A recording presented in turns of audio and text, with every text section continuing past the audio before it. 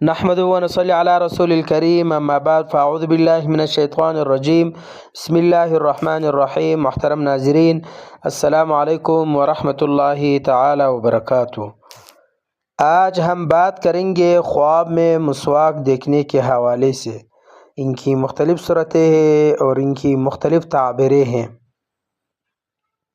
مثلا خواب میں مسواک دیکھنا، اسی طرح مسواک کو گندی چیز پر مارنا، اسی طرح مسواک کو ہاتھ میں دیکھنا، اسی طرح مسواک کو منہ میں ڈالنا، اسی طرح مسواک سے خون نکلنا۔ آج انشاءاللہ ہم انہی سب کو بیان کریں گے، لہٰذا آپ سے گزارش و التماس ہے کہ آپ ویڈیو کو آخر تک لازمی دیکھیں، اور ساتھ ساتھ جن بھائیوں اور بہنوں نے ابھی تک ہمارا چینل سبسکرائب نہیں کیا وہ ضرور سبسکرائب کرے۔ اللہ تعالیٰ آپ کو خوش رکھے، آباد رکھے، سلامت رکھے، آپ کے گھروں میں رحمتیں نازل فرما دے، آپ کے اولاد کو نیک و صالح بنائے، آپ کے رزق میں برکت عطا فرمائے، اور آپ کی دین و دنیا کے تمام کاموں کو آسان فرمائے۔ اب چلتے ہیں ویڈیو کی طرف۔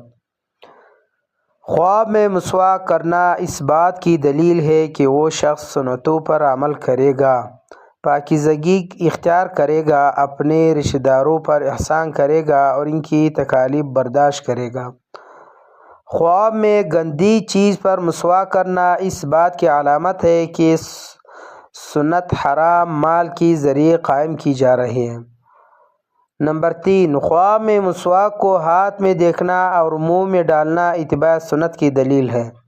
نمبر 4، خواب میں مسواک کرتے وقت خون نکلنا بعض اوقات گناہوں کے معاف ہونے کی علامت ہے، کبھی یہ نئے گناہوں کی طرف بھی اشارہ کرتا ہے۔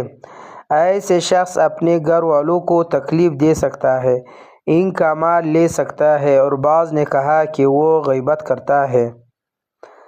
مزید یہ بھی کہا گیا کہ خواب میں مسواک صفائی اور سچائی کی علامت ہے، بعض اوقات یہ گناہوں سے پاکی کی دلیل ہے، کبھی کفر کے بعد اسلام قبول کرنے کی نشاندہی ہے، کبھی قرض اترنے کی نشاندہی ہے، کبھی اللہ تعالیٰ کی قریب کرنے والا علامت پر دلیل کرتا ہے، وعدہ پورا کرنے والا علامت بھی ہے، اور بعض اوقات بیوی کے حاملہ ہونے کا یا کنواری لڑکی کی شادی ہونے کی نشاندہی بھی ہو سکتی ہے۔